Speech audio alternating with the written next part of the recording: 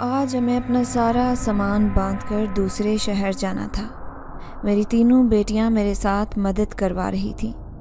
ہم سبھی افسردہ تھے کیونکہ ہمیں یہاں پر رہتے تو کم از کم 10 سال ہونے کو آئے تھے۔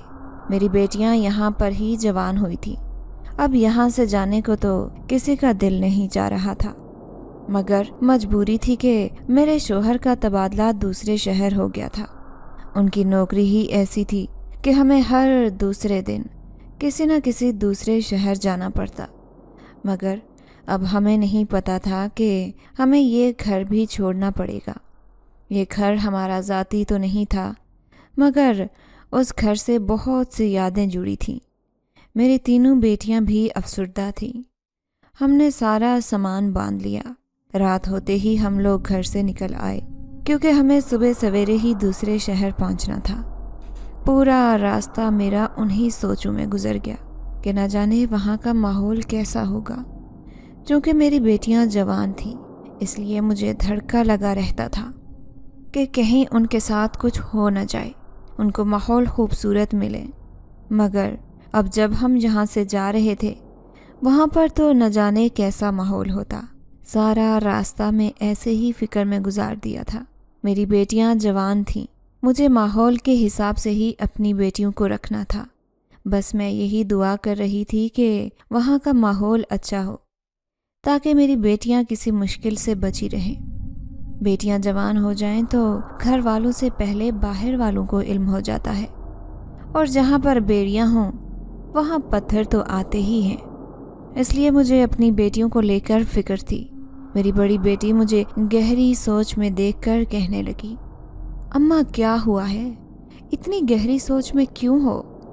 مگر میں اسے کیا بتاتی کہ میں ان لوگوں کی پرورش کو لے کر پریشان ہوں کہ وہاں جا کر جانے کیسا ماحول کا اثر پڑے گا۔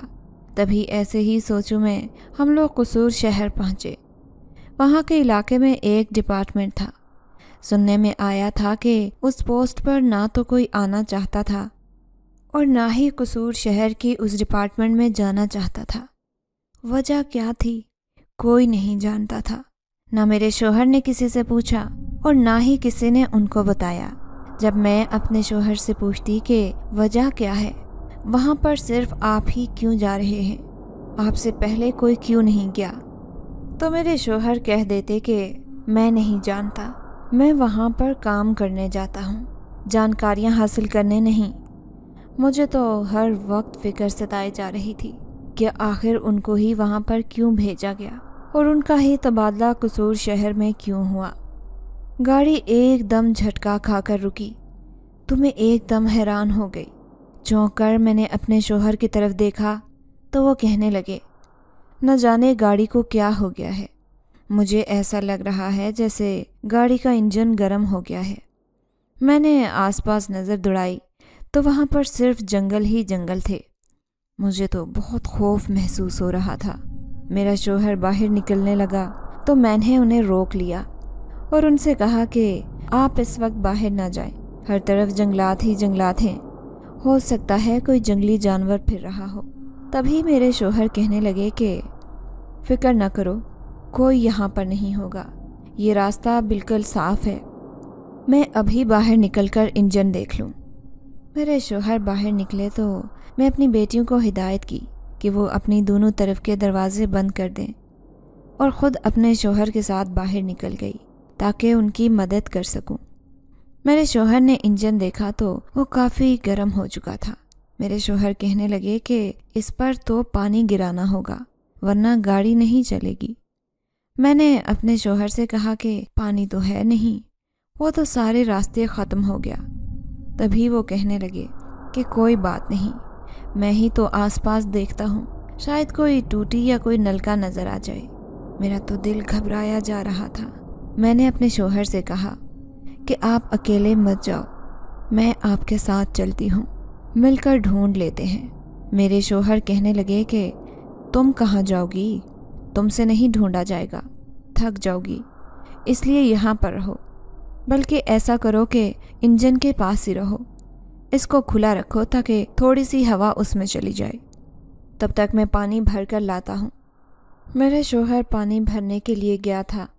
अब तो आधा घंटा होने लगा था, मगर अब तक मेरा शौहर वापस नहीं लौटा था। मुझे तो फिक्र सताए जा रही थी कि अब मैं क्या करूं। मेरी बेटियां भी परेशान होने लगी थीं। वो तो कहने लगी थी कि अम्मा, अब्बा अब तक नहीं आए। मैं दिल ही दिल में दुआएं करने लगी, आयतें पढ़ पढ़ कर अपने शौहर पर फूंक रही थी। अब तो मेरा घबराहट के मारे बुरा हाल था। समझ नहीं आ रही थी कि क्या करूं। चेहरे पर पसीने की बूंदें आने लगी थीं। इतनी सख्त सर्दी में भी मुझे पसीने आ रहे थे। अब तो मेरी बेटियां भी कहने लगीं कि अम्मा, अब्बा कहाँ पर रह गए हैं? इतना वक्त हो गया अब्बा को गए, अभी तक अब्बा क्यों नहीं आए? अब तो मेरा भी फिक्र से बुरा हाल था। समझ से बाहर था कि अपने शौहर को तलाश करूंगी तो कहाँ पर। मेरा शौहर न जाने कहाँ चला गया था। सर्दी की सख्त ठंड में मेरा पूरा वजूद कांप रहा था।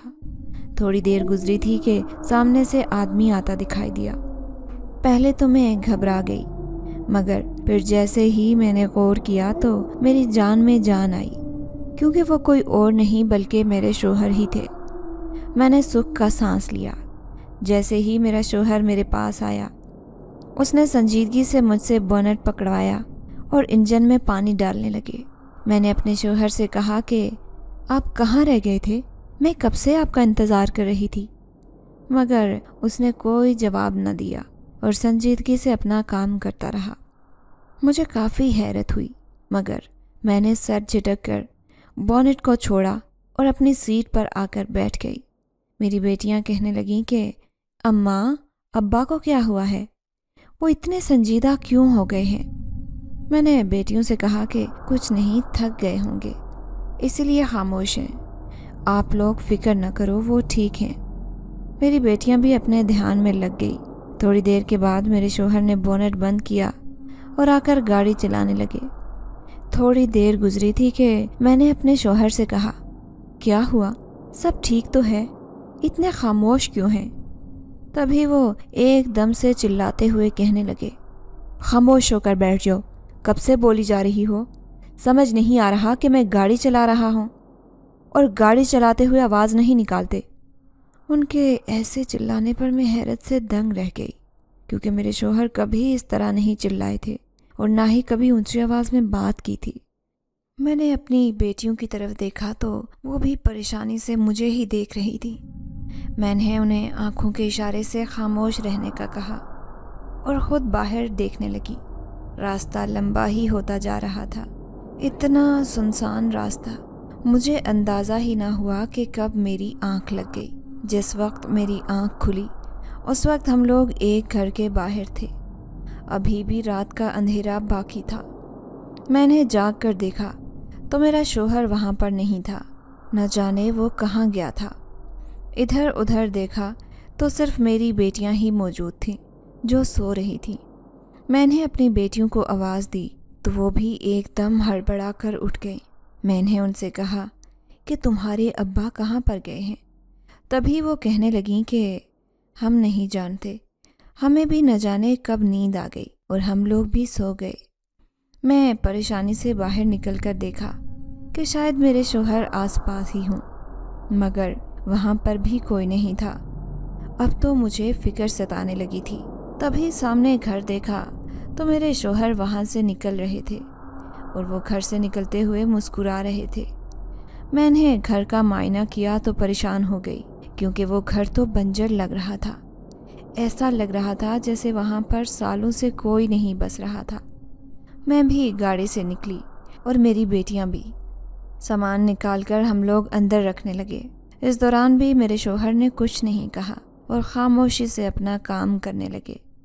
थकावट इस कदर हो गई थी कि नींद से किसी की भी आंख न खुली। हम जाते ही सो गए। भूख जो लगी थी वो रास्ते में ही आते हुए हम लोग कुछ खा कर आए थे। अब तो भूख भी नहीं थी, इसलिए ज़्यादा फिक्र भी ना हुई और खामोशी से हम लोग सो गए। सोने से पहले हम लोगों को वहाँ पर थोड़ी सी जगह साफ़ करनी पड़ी और थोड़ी सी जगह बनानी पड़ी, क्योंकि वहाँ पर रहने के लिए तो कुछ भी नहीं था। रात काफ़ी मुश्किल से हमने काटी। اگلی صبح ہوتے ہی میں نے دیکھا تو میرا شوہر گھر پر نہیں تھا۔ نہ جانے وہ صبح صبح کہاں چلے گئے تھے۔ سر جھٹک کر میں نے جلدی سے اپنی بیٹیوں کو اٹھایا اور ہم لوگ گھر کی صفائی کرنے لگے۔ گھر تھا یا کھنڈرات، اتنا گندا گھر میں نے آج تک نہیں دیکھا تھا اور نہ ہی آج تک ہمیں ملا تھا۔ ہر طرف جالے لگے ہوئے تھے، چادروں پر جگہ جگہ عجیب و غریب سے داغ تھے۔ سمجھ نہیں آ رہا تھا کہ کیا کروں، کس طرح پورا گھر صاف کریں۔ بہت محنت مشقت کے بعد دوپہر تک ہم نے پورا گھر صاف کیا تھا، مگر میرا شوہر ابھی بھی گھر نہیں آیا تھا۔ اب تو بھوک سے میرا برا حال تھا، بچیاں بھی بھوک سے تڑپ رہی تھیں۔ میں نے اپنی بیٹیوں کو کہا کہ تم لوگ یہاں پر انتظار کرو، میں کچھ دیر میں ہی آتی ہوں۔ وہ کہنے لگیں کہ اماں کہاں جا رہی ہو؟ میں نے انہیں کہا کہ میرے پاس چند پیسے ہیں، میں تھوڑی دیر میں تم لوگوں کے لیے کچھ کھانے کو لے کر آؤں۔ تمہارے ابا تو نہ جانے کہاں چلے گئے ہیں۔ وہ بھی مان گئیں۔ اتنی دیر میں وہ کہنے لگیں کہ ہم گھر کی کچھ مزید صفائی کر لیتے ہیں، تب تک آپ کھانے کو کچھ لے کر آئیں۔ وقت کا کام ہے گزرنا، تو وہ گزر ہی جاتا ہے۔ میں جلدی سے باہر نکلی اور جا کر کھانا لے آئی۔ جب تک میں گھر آئی تو میری بیٹیوں نے کسی حد تک گھر مزید صاف کر لیا تھا۔ اس کے بعد میں اور میری بیٹیاں پیٹ پوجا کرنے لگے۔ کھانا کھا کر کچھ ہمت پڑی تو باقی گھر صاف کیا۔ رات تک کہیں جا کر گھر کی صورتحال کچھ بدلی تھی۔ اب تو میں اپنے شوہر کا انتظار کرنے لگی تھی۔ بیٹیاں صبح سے تھک چکی تھیں، اس لیے جا کر سو گئیں۔ انتظار کرتے کرتے آدھی رات ہو چکی تھی، مگر اب تک میرے شوہر نہیں آئے تھے۔ مجھے تو اب فکر ستانے لگی تھی کہ نہ جانے وہ کہاں پر چلے گئے ہیں۔ تھوڑی دیر گزری تھی کہ دروازہ کھٹکنے کی آواز آئی۔ مجھے لگا جیسے میرے شوہر آئے ہیں۔ میں جیسے ہی باہر جا کر دروازہ کھولنے لگی، میں نے دروازہ کھولا تو وہاں پر کوئی بھی نہیں تھا۔ مجھے کافی حیرت ہوئی، لیکن دروازہ ابھی بھی کھٹک رہا تھا۔ اس کے ابھی بھی کھٹکنے کی آوازیں آ رہی تھیں۔ میں ایک دم سے خوف زدہ ہو گئی۔ یہ کیا ماجرا تھا؟ دروازہ کھٹکنے کی آواز کیوں آ رہی تھی اور کہاں سے آ رہی تھی؟ تبھی مجھے لگا کہ جیسے میرے پیچھے کوئی کھڑا ہے۔ میں نے جیسے ہی پیچھے مڑ کر دیکھا تو وہاں پر کوئی نہیں تھا۔ تبھی اچانک سے دروازہ کھٹکنے کی آواز بھی آنا بند ہو گئی۔ میں نے جلدی سے دروازہ بند کیا اور کمرے میں چلی گئی، اور آیت الکرسی پڑھتے پڑھتے نہ جانے کب میری آنکھ لگ گئی۔ اگلی صبح میری آنکھ کھلی تو ابھی بھی میرے شوہر گھر نہیں آئے تھے۔ یا خدایا، یہ کیا ہو رہا ہے؟ ابھی بھی میرے شوہر گھر نہیں آئے تھے۔ یا خدایا، شوہر کہاں پر چلے گئے تھے؟ میری تو سمجھ سے باہر تھا۔ مجھے تو سمجھ نہیں آ رہی تھی کہ میں کیا کروں۔ میں بار بار اپنی بیٹیوں کو دیکھتی ہوں تو کبھی اپنے شوہر کا انتظار کرتی۔ میری تو سمجھ سے باہر تھا کہ میرا شوہر کہاں چلا گیا ہے۔ وہ جانتے بھی تھے کہ ہم لوگ گھر پر اکیلی ہیں۔ میری تو سمجھ سے باہر تھا کہ میرا شوہر کہاں چلا گیا ہے۔ وہ جانتے بھی تھے کہ ہم لوگ گھر پر اکیلی ہیں اور یہاں پر نئی جگہ ہے، جس وجہ سے ہم لوگوں کو کچھ سمجھ میں نہیں آئے گا۔ مگر پھر بھی وہ اتنی لاپرواہی کیسے کر سکتے تھے؟ میرے شوہر اتنے لاپرواہ تو نہیں تھے، مگر 2 دن سے نہ جانے کیوں ان کا رویہ بالکل بدلا بدلا سا لگ رہا تھا۔ ایسے لگ ہی نہیں رہا تھا کہ وہ میرے شوہر ہیں۔ ایسے لگ رہا تھا جیسے کوئی اجنبی شخص ہے جس کو میں جانتی تک نہیں ہوں۔ نہ جانے وہ کون تھا۔ بہرحال وقت کا کام ہے گزرنا، تو وہ گزر ہی جاتا ہے۔ خدا کا شکر تھا کہ اگلی رات تک میرے شوہر گھر آ چکے تھے۔ میں ان سے یہی سوال کر رہی تھی کہ آپ کہاں رہ گئے تھے؟ ہم نے کتنا انتظار کیا ہے۔ تبھی وہ کہنے لگے کہ مجھے اور بھی بہت سے کام ہیں، صرف تم لوگوں کی فکر ہی نہیں، میرے سپرد اور بھی بہت سے کام کرنے ہوتے ہیں۔ مجھے اپنے شوہر کا یہ رویہ بہت عجیب لگ رہا تھا۔ مجھے لگ ہی نہیں رہا تھا کہ یہ میرے شوہر ہیں۔ میں نے اپنے شوہر سے پوچھا بھی کہ کوئی پریشانی ہے، کوئی دفتر کا کام ہے جو پریشان کر رہا ہے، کیونکہ آپ بہت بدلے بدلے سے لگ رہے ہیں، لگ ہی نہیں رہا کہ یہ آپ ہی ہیں۔ تبھی میرے شوہر کہنے لگے کہ مجھے کیا ہوگا، میں بالکل ٹھیک ہوں، تم خواہ مخواہ میں زیادہ سوچ رہی ہو۔ میں نے اپنا وہم سمجھ کر بات کو بدل دیا، کیونکہ بحث کرنے کا فائدہ نہیں تھا۔ دوپہر ہونے کو آئی تھی۔ میں نے اپنے شوہر سے کہا کہ ہمیں کچھ کھانے کے لیے لا دے، گھر میں پکانے کو کچھ نہیں ہے۔ تبھی شوہر بازار گیا، رات وقت کچھ سامان لے آئے۔ اب میں کچن میں کھانا بنانے کے لیے گئی۔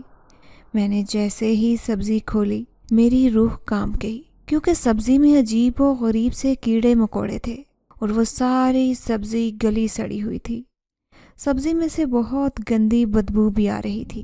اسی دوران میری بیٹی آئی اور کہنے لگی، اماں یہ بدبو کس چیز کی آ رہی ہے؟ پورے گھر میں سے گندی بدبو پھیلی ہوئی ہے، ابھی ہم نے کل ہی تو پورا گھر صاف کیا ہے۔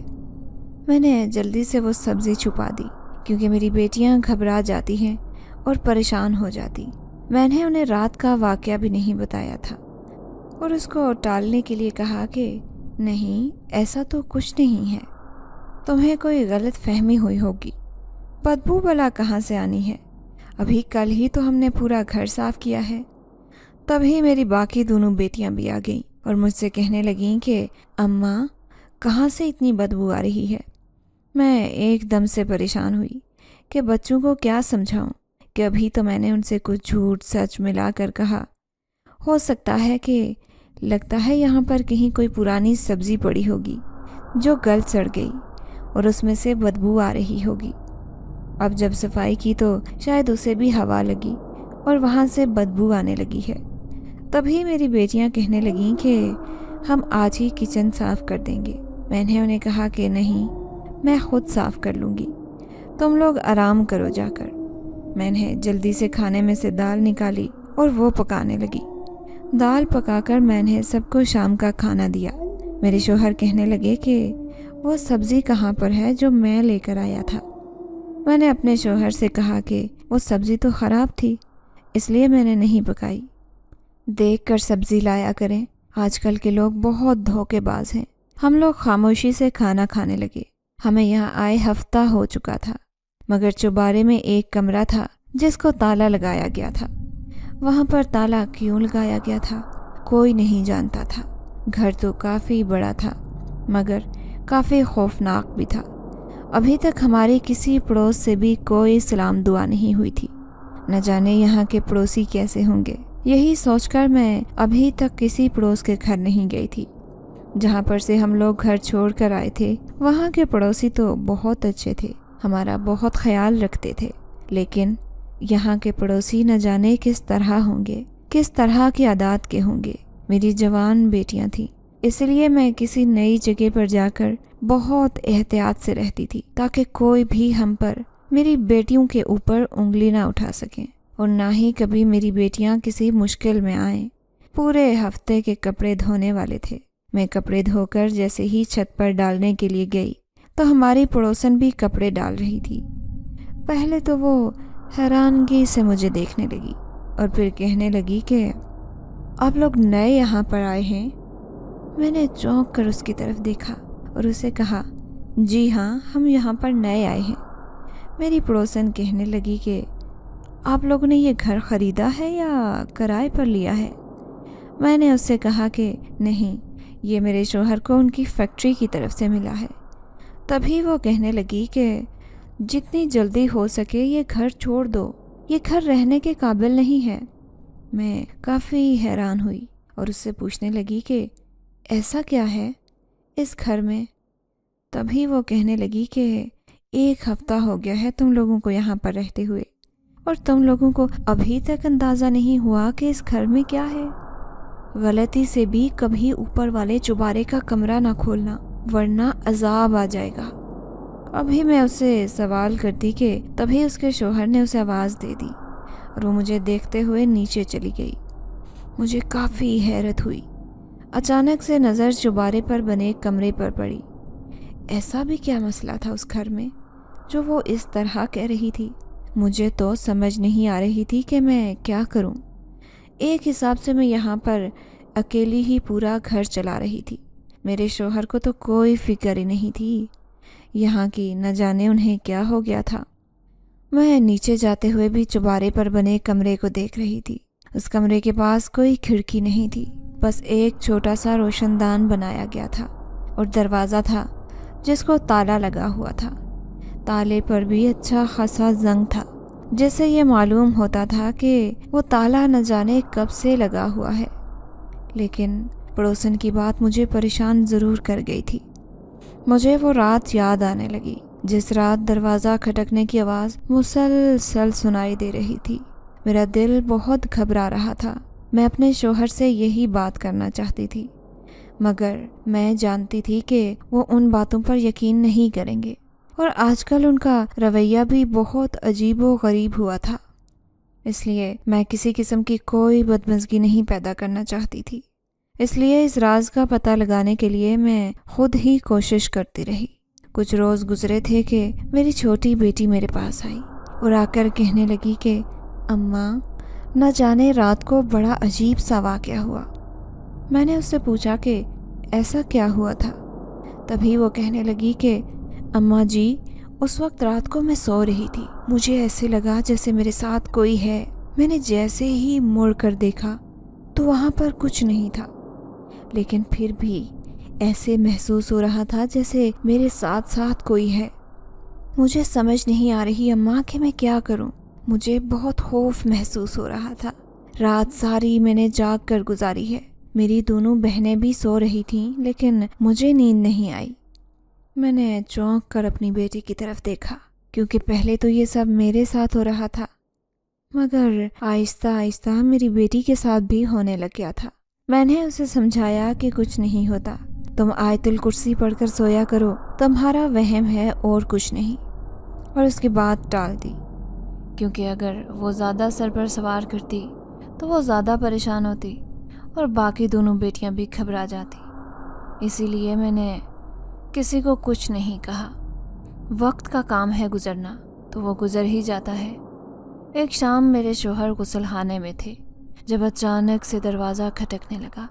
میں جیسے ہی دروازہ کھولنے گئی تو میرے پیروں تلے زمین نکل گئی، کیونکہ سامنے کھڑا شخص کوئی اور نہیں بلکہ میرا شوہر تھا۔ یہ سب کیا ہو رہا تھا؟ میرا شوہر تو غسل خانے میں تھا، پھر یہ کون تھا؟ میرے تو رونگٹے کھڑے ہو گئے تھے۔ میں نے اپنے شوہر سے کہا کہ ابھی تو آپ غسل خانے میں تھے۔ تبھی وہ کہنے لگا کہ کیسی باتیں کر رہی ہو، مجھے پورا ہفتہ ہو گیا ہے سفر میں، تم لوگوں کو تلاش کر رہا تھا کہ تم لوگ اچانک سے کہاں چلے گئے ہو۔ میری گاڑی بھی غائب تھی، میں نے تم لوگوں کو وہاں پر انتظار کرنے کو کہا تھا، اور تم لوگ نہ جانے کہاں چلے گئے۔ وہاں سے تو کہیں سے پانی بھی نہیں مل رہا تھا، میں پانی لینے کے لیے آیا تھا، سب کے سب غائب تھے تم۔ لیکن تم لوگوں کو اس گھر کا پتہ کس نے بتایا؟ تم لوگ یہاں تک پہنچے کیسے ہو؟ الفاظ تھے یا سیسا پلائی جو کہ میرے کانوں میں انڈھیلی جا رہی تھی۔ مجھے ایک دم سے خوف محسوس ہونے لگا۔ یہ ماجرا کیا تھا؟ میں جلدی سے بھاگ کر غسل خانے کی طرف گئی اور جا کر دیکھا تو وہاں پر کوئی نہیں تھا۔ غسل خانہ تو بالکل خالی تھا۔ میں نے اپنے بچوں سے کہا کہ تمہارے ابا کہاں گئے؟ تبھی وہ کہنے لگے کہ ابھی تو غسل خانے میں تھے، نہ جانے کہاں چلے گئے۔ میں کافی حیران ہوئی۔ اتنی دیر میں میرے شوہر گھر کے اندر داخل ہوئے تو سب بچیاں ان کو دیکھ کر حیران ہو گئی اور کہنے لگی، ابا، یہ دوسرے دن والا سوٹ ہے جو آپ نے اس روز پہنا ہوا تھا، آپ نے آج پھر وہی سوٹ پہن لیا۔ ابھی میرے شوہر کچھ کہنے لگے کہ بیٹا، جب میں پورا ہفتہ سفر میں رہوں گا تو پھر میں کپڑے کہاں پر تبدیل کرتا؟ میں نے اپنے شوہر کو خاموش رہنے کا اشارہ کیا اور اپنی بیٹیوں سے کہا کہ جاؤ، رات ہو گئی ہے، جلدی جا کر سو جاؤ، صبح جلدی اٹھنا بھی ہے، گھر میں بہت کام ہے کرنے کے لیے۔ وہ بھی میرا کہنا مانتی اٹھ کر اپنے بستروں میں چلی گئی۔ تبھی میرے شوہر کہنے لگے کہ کیا ہوا ہے؟ تم نے مجھے خاموش رہنے کا کیوں کہا؟ تو میں نے اپنے شوہر سے کہا کہ میں آپ کو کچھ بتانا چاہتی ہوں۔ کئی دن سے گھر میں بہت عجیب سے واقعات ہو رہے ہیں۔ میرا شوہر کہنے لگا کہ कैसे वाक़यात? मैंने कहा कि अब कुछ देर आराम कर लें, फिर उसके बाद तसल्ली से आपको सब बताऊंगी। रात के वक्त मुझे अंदाज़ा ही ना हुआ कि कब मेरी आंख लग गई। अगली सुबह जब मैंने अपने शोहर से कहा कि रात अच्छे से गुजर गई थी, तभी वो कहने लगे कि नहीं, रात न जाने कैसी अजीबोगरीब सी आवाज़ें आ रही थीं। मुझे तो समझ नहीं आया। मैंने पूरा घर छान मारा, लेकिन नीचे से तो कहीं से आवाज़ नहीं आ रही थी। ऐसा लग रहा था जैसे ऊपर चौबारे से कहीं से आवाज़ आ रही है। तुमने घर देख लिया है? कैसा है घर? लेकिन एक बात जो समझ नहीं आई कि तुम लोग यहाँ तक पहुँचे कैसे? मैंने लंबा सांस खींचा और अपने शौहर को सब कुछ बता दिया, हकीकत बता दी। मेरे शौहर भी काफ़ी परेशान हुए, लेकिन मैंने उन्हें सख्ती से मना कर दिया कि वो ये बात किसी से ना करें। बेटियों में से किसी को ये बात पता भी ना चले। मैंने पड़ोसन को भी बात बता दी। वो काफ़ी परेशान हो गए थे। तभी कहने लगे कि अब हम क्या करेंगे, हम कहाँ जाएंगे? मेरे पास तो इतने वसाइल नहीं हैं कि मैं कहीं से अलग घर ले लूँ। जब तक तबादला नहीं होता तो तब तक हमें इसी डिपार्टमेंट में रहना होगा। मैंने अपने शौहर से कहा, परेशान होने से मसले हल नहीं होते। बेहतर यही है कि हम संभल संभल कर कदम रखें, और अगर अब कोई ऐसा वाक़या हो तो आयतुल कुर्सी का विर्द करें।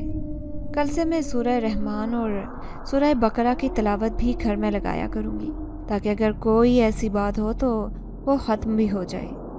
मेरे शौहर हाँ में सर हिलाने लगे और कहने लगे कि लेकिन वो शख्स कौन था जो इतने अरसे तुम लोगों के साथ रहा?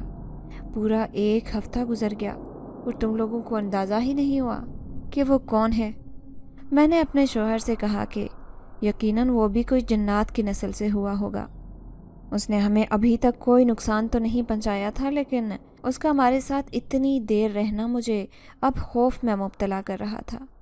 तभी मेरा शौहर कहने लगा कि चलो फिक्र नहीं करो, अब मैं आ गया हूँ ना, अब सब ठीक हो जाएगा। मैंने अपने शौहर से कहा कि मुझे कई मर्तबा लगता था कि वो आप नहीं है, क्योंकि उसका रवैया बहुत अजीब व गरीब सा था। वो चीख चीख कर हमें बोलता और अजीब व गरीब हरकतें करता था। बेटियां भी अक्सर औकात कहती थीं कि अब्बा को क्या हो गया है, वो पहले तो ऐसे नहीं थे। मुझे भी कई मर्तबा शक पड़ता था कि ऐसा क्यों लगता था कि जैसे ये कोई शख्स अजनबी है। ना कि मेरा शौहर तो मेरी बात बात में मुस्कुराने लगे और कहने लगे कि शुक्र खुदा का कि तुम मुझे तो पहचानती हो। मैं उनकी बात पर मुस्कुरा दी। उनका मकसद अब मुझे परेशानी से बाहर निकालना था। अब मुझे यकीन आ गया था कि मेरा शौहर मेरे साथ है। मैंने अपने शौहर से कहा कि क्यों ना किसी मौलवी को घर में बुलाकर अजान दिलवा दी जाए, हो सकता है उससे कुछ बेहतरी आ जाए। तभी मेरे शौहर कहने लगे कि हाँ, ये बेहतर रहेगा, लेकिन अभी मैं कुछ मसरूफ़ रहूँगा। पूरा हफ्ता हो गया है मैं दफ्तर नहीं गया। दफ्तर वालों का फ़ोन आया तो कान पक चुके हैं, तो बेहतर यही है कि मैं कुछ देर अपने काम पर ध्यान दे लूँ, फिर उसके बाद जो कहोगी वैसे कर लेंगे। तब तक तुम घर पर कुरान की तिलावत लगाया करो। मैंने अपने शौहर की बात मान ली। एक रोज़ मुझे अपने शौहर के साथ कुछ दूर जाना पड़ा। मैंने अपनी बेटियों से कहा कि घर के अंदर ही रहना, घर से बाहर मत निकलना, ख़ास तौर पर ऊपर वाले चुबारे में मत जाना। मेरा तो दिल घबरा रहा था, लेकिन शौहर के साथ जाना भी मेरी मजबूरी थी। मेरी बेटियों ने मेरी बात मान ली और कहने लगीं कि ठीक है अम्मा, आप परेशान मत हो, हम कहीं नहीं जाएंगी। हम लोग सफ़र के लिए रवाना हो गए तो बार बार न जाने क्यों मुझे अपनी बेटियों की फ़िक्र सताए जा रही थी। ऐसे लग रहा था जैसे वो किसी मुश्किल में आने वाली हैं। मैंने अपने शौहर को जब अपना ख़दशा बताया तो वो कहने लगे कि ज़्यादा मत सोचो, तुम ज़्यादा सोच रही हो, इसलिए ऐसा हो रहा है। अल्लाह के हवाले करो, सब ठीक होगा। हम लोगों को सारा दिन वहीं पर लग गया। रात के वक्त जब हम घर वापस लौटे तो मेरी बेटियां कहीं पर भी नहीं थीं। मैं उन्हें आवाज़ें देने लगी, मगर उनकी आवाज़ कहीं से नहीं आ रही थी। मेरी तो समझ से बाहर था कि मैं क्या करूं। मैंने अपने शौहर से कहा कि मैंने कहा था ना, मेरा दिल बहुत घबरा रहा है।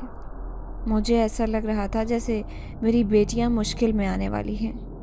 دیکھا، اب نہ جانے وہ کہاں چلی گئی ہیں۔ تبھی میرے شوہر کہنے لگے کہ یہیں پر ہوں گی، دیکھ لو، چھت پر نہ گئی ہوں۔ بھلا وہ کہاں جا سکتی ہیں، وہ بھی رات کے اس پہر۔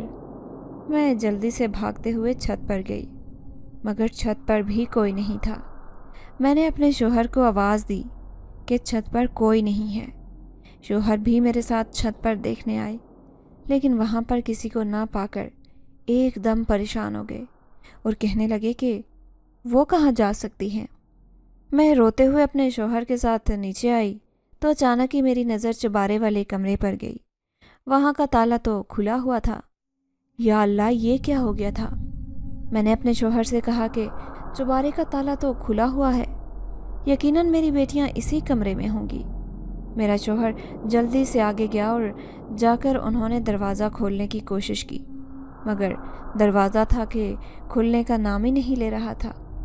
میرے شوہر کہنے لگے کہ یہ دروازہ تو کھل ہی نہیں رہا، ایسا لگ رہا ہے جیسے اندر سے بند ہے۔ میں نے اپنی بیٹیوں کو آواز دی، مگر اندر سے کسی کی آواز نہیں آئی۔ میرا تو رو رو کر برا حال تھا۔ میرے شوہر بھی کافی پریشان ہو چکے تھے۔ میں نے اپنے شوہر سے کہا کہ خدا کے لیے میری بیٹیوں کو تلاش کر دیں، ابھی تو وہ یہاں پر کہاں جا سکتی ہیں۔ تبھی میرے شوہر کہنے لگے کہ فکر مت کرو، میں دیکھتا ہوں، یہاں پر ہی ہوں گی، کہیں نہیں جاتی۔ میں نے شوہر کے لیے کہا اور ہم دیکھنے لگے، آس پڑوس کے گھروں میں جا کر پوچھنے لگے۔ میری بیٹیاں آس پڑوس میں بھی نہیں تھیں۔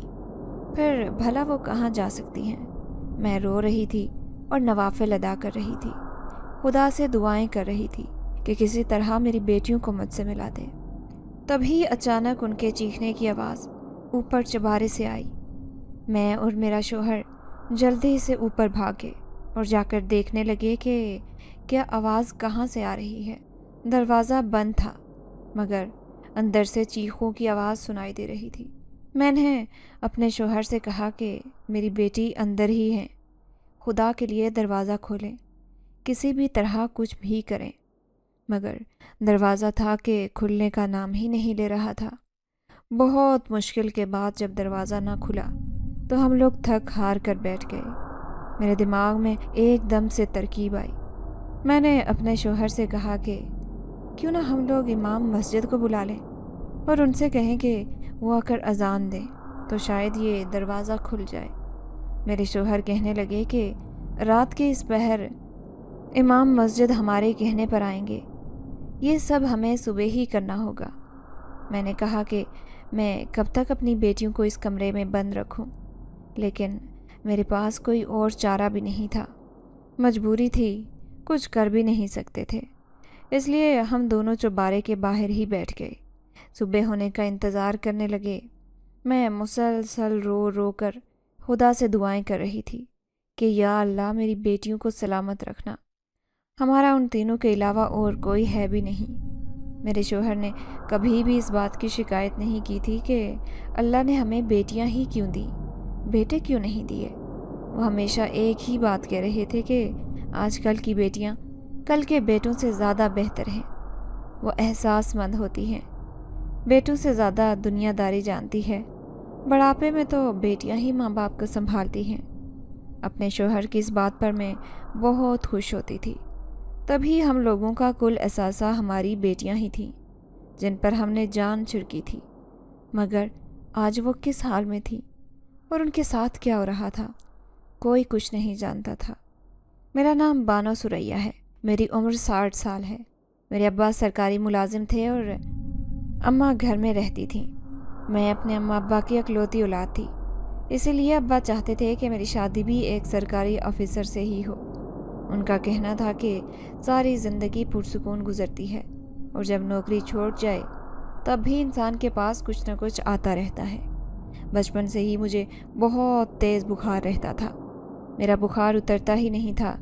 بہت سے ڈاکٹروں اور حکیموں سے علاج کروایا، مگر کسی کے پاس میرا علاج ممکن ہی نہیں تھا۔ ایک مرتبہ میری عمر اس وقت 15 سال تھی جب میرے ابا مجھے ایک مسجد کے امام کے پاس لے کر گئے۔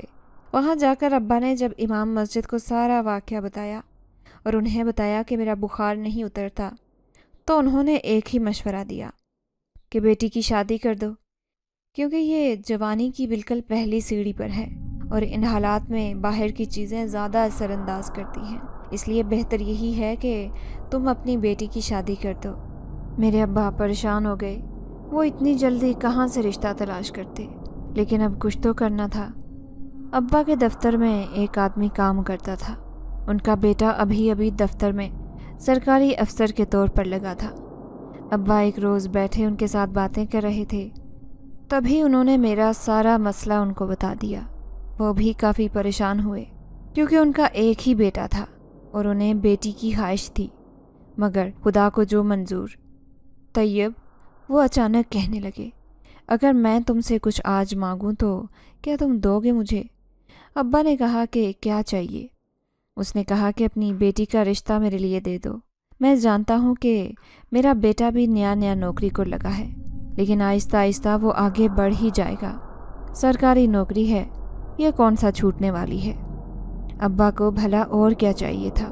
ابا نے جٹ ہاں کر دی اور کہا کہ میں بہت شکر گزار ہوں، آپ نے میری مشکل کو سمجھا۔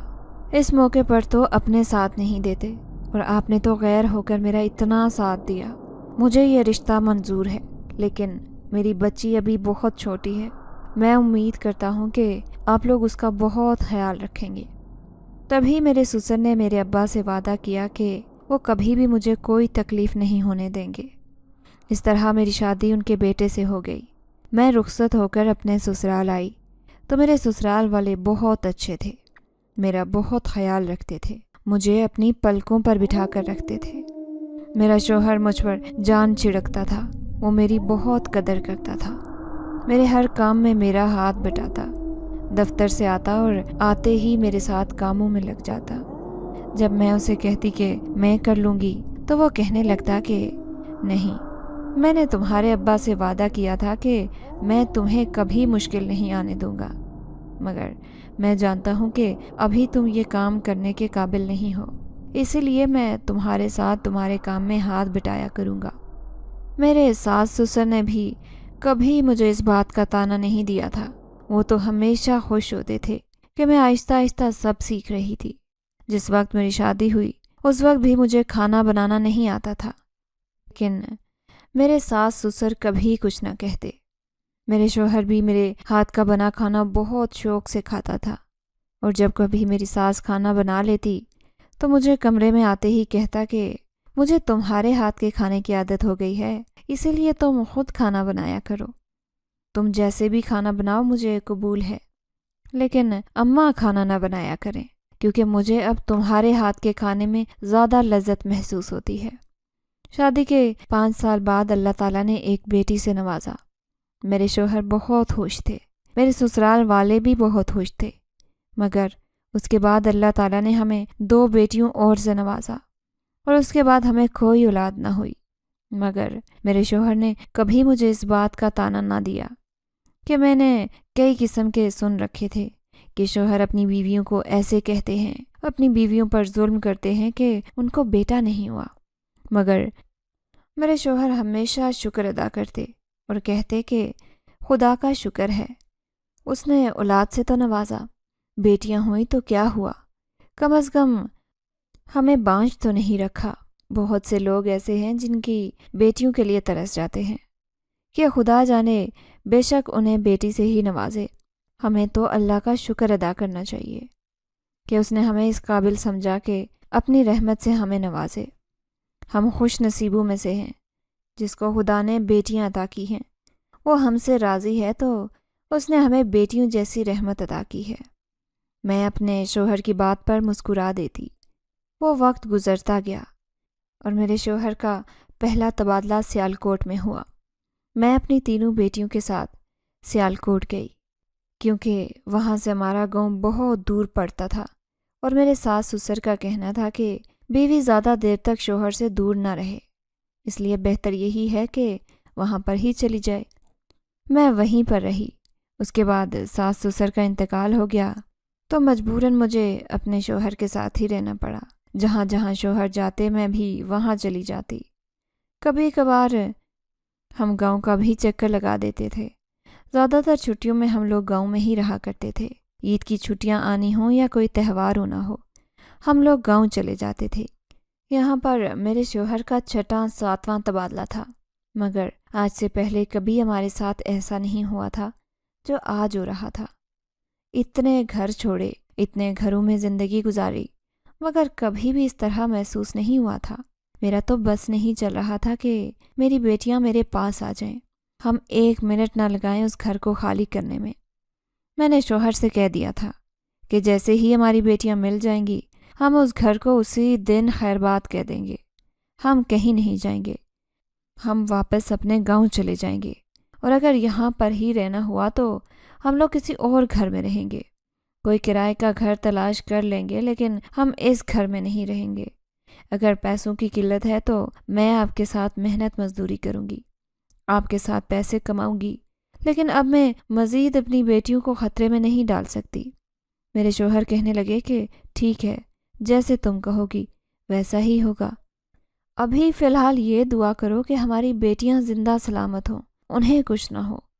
صبح ہوتے ہی فجر کی اذانوں کے ساتھ ہی میرے شوہر امام مسجد کو تلاش کرنے گئے اور انہیں جا کر سارا قصہ بتا دیا۔ تبھی وہ کہنے لگے کہ اس گھر کے بارے میں تو بہت سے واقعات سننے میں آئے ہیں، آپ لوگوں سے پہلے ایک پورا خاندان اس گھر میں تباہ و برباد ہو گیا، ان کے چھوٹے چھوٹے بچے دنیا سے چلے گئے۔ آپ لوگوں نے ایک مرتبہ پتہ تو کر لینا تھا کہ کس گھر میں رہنا بہتر بھی ہے یا نہیں۔ میرے شوہر کہنے لگے کہ ہمیں اندازہ نہیں تھا، ورنہ ضرور اس بات کا خیال رکھتے، آج تک ہمارے ساتھ کبھی ایسا ہوا بھی نہیں تھا۔ امام مسجد میرے شوہر کے ساتھ میرے گھر پر آئے اور آ کر نہ جانے کیا دیکھنے لگے۔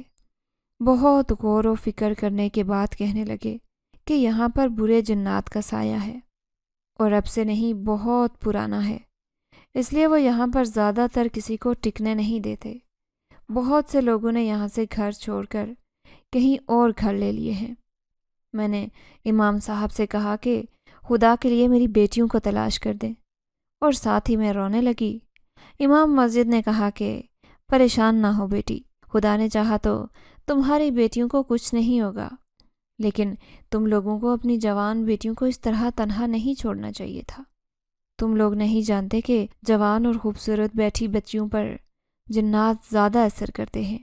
وقت کا کام ہے گزرنا، تو وہ گزر ہی جاتا ہے۔ امام مسجد اونچی آواز میں اذان دینے لگے، تبھی اسی چوبارے سے عجیب و غریب چیخنے کی آوازیں آنے لگیں۔ میں اوپر جانا چاہتی تھی، مگر میرے شوہر نے مجھے روک رکھا اور کہا کہ جب تک امام مسجد اپنا کام پورا نہیں کر لیتے تب تک تم اوپر نہیں جاؤ گی۔ میں نے اپنے شوہر سے کہا کہ میری بیٹیاں تکلیف میں ہیں، نہ جانے وہ لوگ ہماری بیٹیوں کے ساتھ کیا کر رہے ہوں گے، خدا کے لیے مجھے چھوڑ دیں، میں اپنی بیٹیوں کے بغیر کچھ نہیں ہوں، مجھے جا لینے دیں، اپنی بیٹیوں کو بچا لینا ہے۔ میرا شوہر کہنے لگا کہ پریشان نہ ہو، خدا نے چاہا تو سب بہتر ہوگا۔ اسی دوران امام مسجد کی اذان پوری ہوئی اور ساتھ ہی اوپر سے چیخوں کی آوازیں آنا بھی بند ہو گئیں۔ تھوڑی دیر گزری تھی کہ امام مسجد خاموشی سے نیچے اتر گئے اور ہمیں بھی کہا کہ پیچھے آنا ہے۔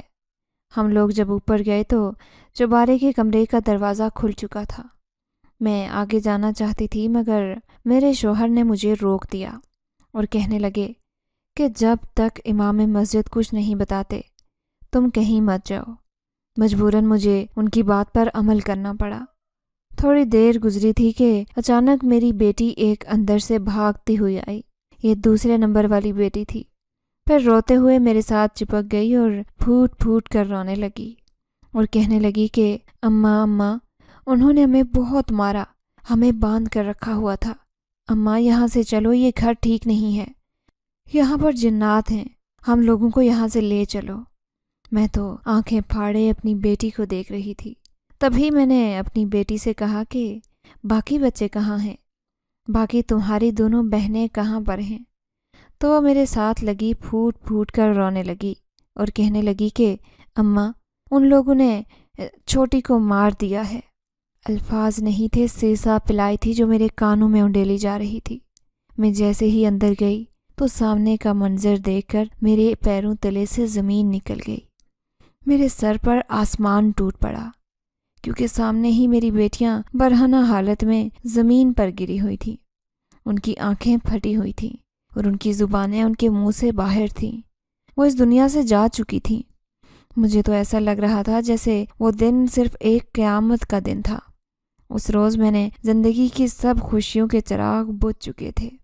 میرے شوہر تو گھٹ گھٹ کر رونے لگے، مگر میں آنکھیں پھاڑے بے سود ان لوگوں کو دیکھتی رہی کہ شاید ابھی کہیں سے وہ دونوں اٹھیں گی اور آ کر کہیں گی کہ اماں ہم بالکل ٹھیک ہیں۔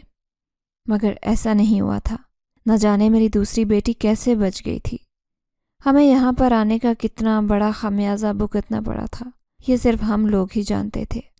بیٹیوں کے چلے جانے کے بعد، ان کی تدفین کے بعد میں نے اپنے شوہر سے کہہ دیا تھا کہ اب میں کبھی کہیں نہیں جاؤں گی۔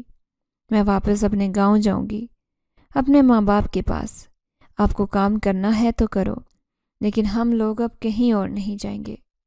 میں اپنی اکلوتی بیٹی کو لیے اپنے ساتھ واقعی کی زندگی وہاں پر گزارنے کے لیے آئی، مگر وہ واقعہ جو زندگی کا اتنا بھیانک واقعہ میری زندگی کو ایک طرف کر گیا تھا۔ میں اکثر اپنی بیٹیوں کو یاد کر کے رو دی تو دل سے میری بیٹی بھی نہیں سنبھل پائی تھی۔ وہ دماغی مریضہ ہو گئی تھی۔ اس کو ہر وقت خوف محسوس ہوتا رہتا تھا۔ بہت سے لوگوں سے علاج کروایا تو ان کا یہی کہنا تھا کہ بچی کے دماغ پر برا اثر پڑا ہے، اور کچھ ان چیزوں کا سایہ بھی بچی کے ساتھ رہا ہے، اس لیے اس کے ساتھ بھی ابھی اثرات باقی ہیں۔ وقت کے ساتھ آہستہ آہستہ یہ ختم ہو جائیں گے۔ میں اپنی بیٹی کی شادی نہیں کرنا چاہتی تھی، مگر میرے شوہر کی عزت پر مجھے اس کی شادی کرنی پڑی۔ خدا کا شکر ہے کہ آج میری بیٹی بالکل خوش اور ٹھیک ہے، اپنے گھر میں اپنے بچوں کے ساتھ راضی ہے۔ مگر میری بیٹیوں کا غم آج تک نہیں گیا اور نہ ہی کبھی جائے گا۔ میں صرف اپنی بیٹی سے پوچھتی ہوں کہ تم لوگ اوپر چبارے میں کیسے گئے؟ تو وہ کہتی تھی کہ ہماری ہی غلطی ہے، ہم لوگ جان بوجھ کر اوپر گئے تھے دیکھنے کے لیے کہ اوپر چبارے میں اصل میں کیا ہے، مگر ہمیں نہیں جانا چاہیے تھا، ہمیں ایسا نہیں کرنا چاہیے تھا۔ میری بیٹیوں کی شرارت نے انہیں کہاں سے کہاں پہنچا دیا تھا۔ آج جب میں سوچتی ہوں تو یہ دماغ خیال میں آتا ہے کہ کاش، افسوس میں نے اپنی بیٹیوں کو گھر میں تنہا نہ چھوڑا ہوتا تو آج میری بیٹیاں میرے ساتھ ہوتی، لیکن ہونے کو کون ٹال سکتا ہے۔ ہمارا جتنا بڑا نقصان ہونا تھا وہ تو ساری زندگی پورا نہیں ہو پا رہا، لیکن ہر وقت خود کو کوستے رہنے کا بھی کوئی فائدہ نہیں تھا۔ خدا ایسی مخلوق سے انسان کو بچا کر رکھے۔ لیکن اس کے بعد وہ ڈپارٹمنٹ سیل ہو گیا تھا، وہاں پر کسی کی رہائش اب ممکن نہیں تھی۔ اس گھر کو توڑ دیا گیا تھا اور وہ زمین بنجر کر دی گئی تھی تاکہ کبھی کوئی ادھر گھر نہ بسا سکے، تاکہ کبھی کسی کا کوئی نقصان نہ ہو۔